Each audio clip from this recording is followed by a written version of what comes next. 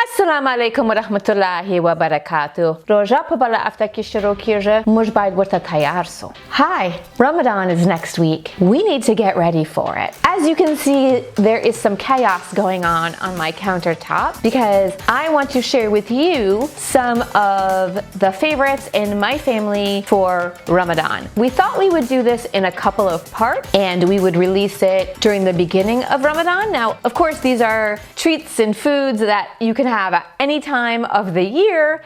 We have them particularly in Ramadan because they are filling. The stuff that I'm going to show you for our breakfast is really kind of high in calories and protein. I'm going to show you 3 things that we have fairly regularly for what we call pesh lamai in Pashto. Many others call it suhoor or sehri, which is the first meal of the day, which is actually taken before the sun comes up. So it's not sun up to sundown, it's dawn to dusk, and we'll talk about that as we go through. So the first thing I'm gonna make is, I have a lot of really overripe bananas. As you can see, we didn't go through them all. And I have a recipe for banana bread.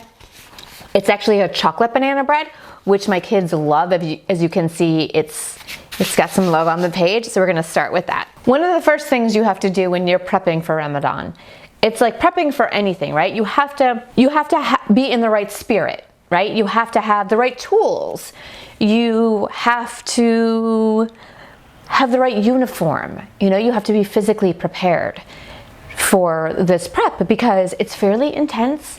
And although my hair does look fantastic right now, it doesn't make a lot of sense if you're going to be standing in the kitchen all day with flour and grease and cheese and ground beef, which will come in another episode.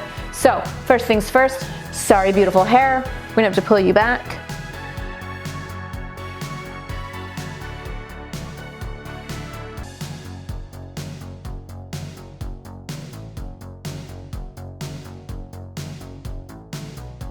So you can get ready for Ramadan.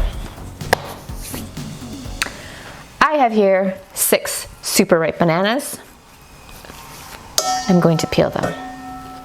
I have prepped 2 loaf pans here. I sprayed them with some Baker's Joy because I'm lazy and I don't want to butter and flour them. I'm gonna mash. I've got 4 eggs. I'm gonna crack these and add them into my mashed bananas. These are everything here is room temperature, okay? Should I tell them what the ingredients are? I usually do before I start cooking. So we have 6 bananas. This is a double recipe of my normal recipe. So what I have is I've got 4 eggs. If you want to half it and only make 1 loaf, just use 2. See how I did that math there? This is 1 cup of a mixture of yogurt and sour cream, 1 cup of cocoa powder, 2 cups of flour. In here I have 2 teaspoons of baking soda and 1.5 teaspoons of salt. And this is 2/3 of a cup of sugar. This is a cup of chocolate chips, but I'm gonna tell you, you don't have to measure your chocolate chips. And then I have vanilla. Crack my eggs. Oh, you should preheat your oven to 350. I'm gonna add the vanilla. Now you might be thinking to yourself, Mirriam, your show is called Afghan Cooks. What's Afghan about banana bread? Well, I'm an Afghan, and my banana bread is unlike any banana bread you've ever had in your life. It is a truly authentic Afghan banana bread because it is made with these Afghan hands. Anything Afghans do is Afghan. And I'm gonna add my yogurt mixture. When I said that you have to get up and it's not sun up to sundown, that's true because the sun comes up at about 6:40, but suhoor ends at when you can see the line between darkness and light. So that first thread that comes up is when you have to stop eating. There are many schools of thoughts. Some people are much more strict about it. My family, my mom practices the way that her father taught her in Afghanistan, which is you do wait until you can see the line. Some people tell you should stop eating 10 minutes earlier, but one of the great things about Islam that I think people don't understand is that it's supposed to be about ease.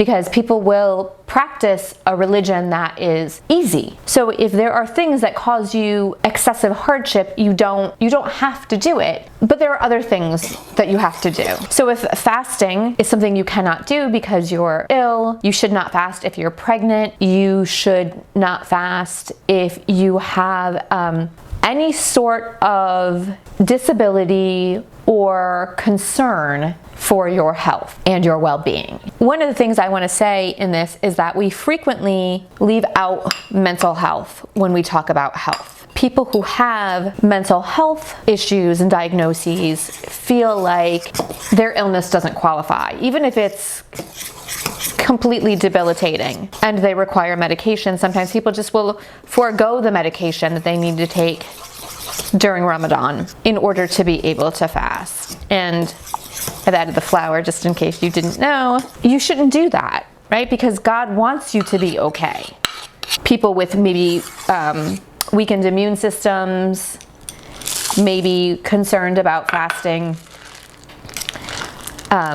because it's already a dangerous time. Anyway, I say all of this to say, if you cannot fast, you can still Ramadan prep with me. If you're not fasting and you have Muslim friends or you know of people who are fasting, prepare an iftar for them. Even if you are all not vaccinated and you're not part of the same bubble, you can prepare a meal for them or prepare them this delicious banana bread or any of the other things we're gonna make, and you can leave it on their doorstep. And so that's, it's just a lot of really thoughtful things that you can do during Ramadan. We're gonna stick these in the oven and I'm gonna check on them in 45 minutes. Normally this takes about 50 to 55 minutes to thoroughly cook because it's a pretty dense bread. And we're gonna go right into the next recipe because Ramadan prep don't wait for nobody.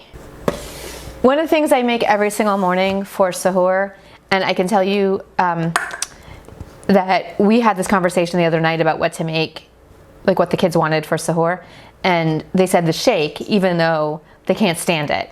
It's delicious and it's great for the first couple of days, but I make them drink it literally every single morning because it's a protein shake. It's very filling. It's very nutritious.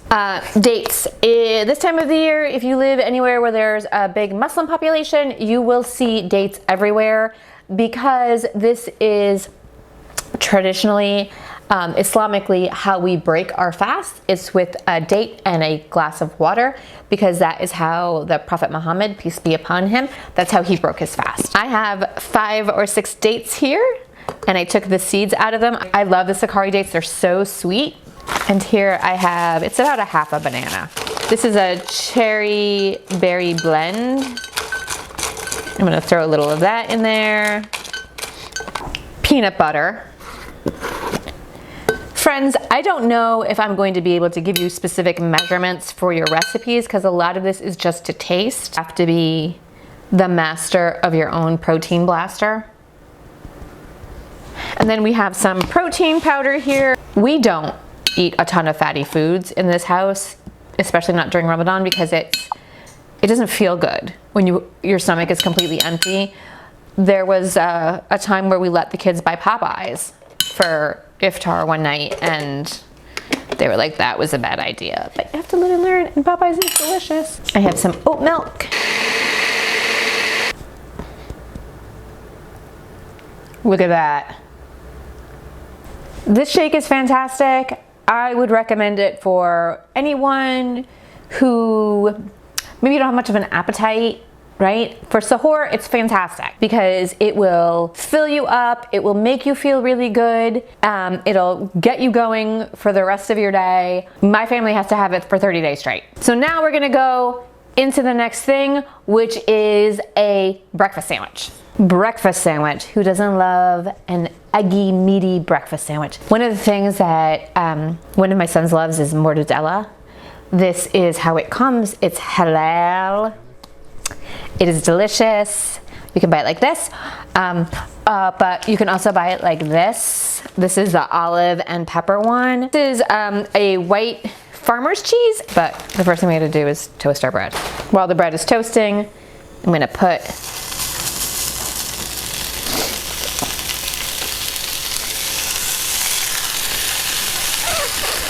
listen to that sizzle. I don't know if you guys had fried bologna growing up, but it was one of my favorites. So,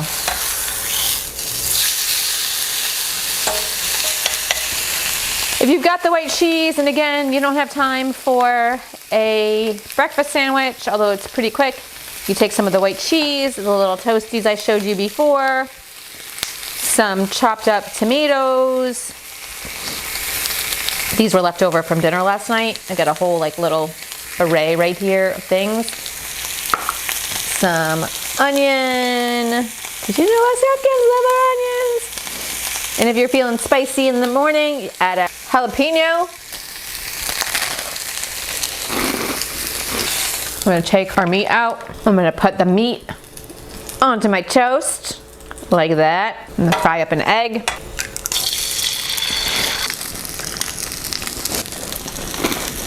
The last thing, which is an essential for almost all Afghans during Ramadan, well, every day, all the time, whenever you feel like it, is chai. And so chai means tea in a lot of languages. In Pashto, it means tea. And so this is called sheer chai, which is just milk tea. It's not like the fancy, super fancy kind that they make with baking powder and it turns pink, which is a whole other ball game altogether. This is super simple. Anyway, in this pot, I have 2 cups of water. I'm gonna bring that to a boil. This is actually like a cup and a half of water. When your water comes up to a boil, add your tea bag. Use a plain black loose leaf or tea bag. And if you're going to use a tea bag, take the tag off of it. I am actually going to use 7 bags. As you can see, that is boiling. What we're going to do in this is we're going to extract every last bit of caffeine and tea from these bags. And we call this, I call this Afghan Red Bull because you will stay up for days. I have a sweetener here, it's called jaggery. Again, you can buy this in most Indian grocery stores. I really like it because it has a lot of molassesy flavor and I like that sweetness. I have some cinnamon sticks, cloves, saffron, which is essential, star anise, cardamom. You have to have cardamom, okay? You cannot have tea or any kind of chai if you're Afghan without cardamom. You're gonna steep this for several minutes, okay? 3-4 minutes. I'm gonna add my non-dairy milk product, oat milk, because oat milk is much creamier than almond milk. Maybe oats are creamier? I don't know. I don't usually use vanilla, but that's what I add. And to this, we're gonna add a cinnamon stick, some cardamom pods,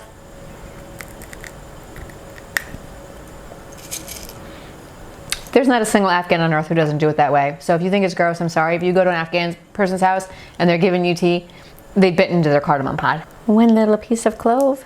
Woo, that's strong. Half a star anise and a good pinch of saffron. I know it's really expensive, but I'm gonna add a jaggery cube. And they come like this, see? And they're pretty hard. It's like a hard sugary thing and it will just melt in there. Once it's melted, then I'll see if it needs more or less.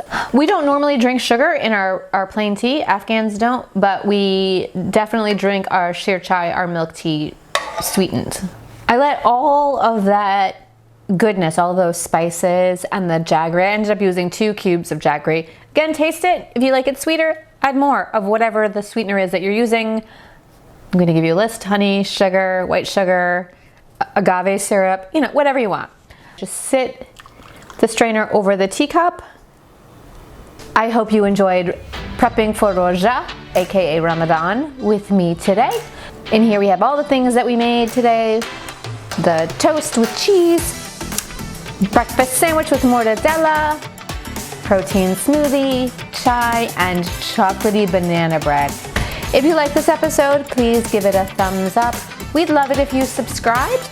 Leave a comment down below, let me know what you'd like to see, and hit that bell notification so you'll know when we have our other videos coming out. Bye!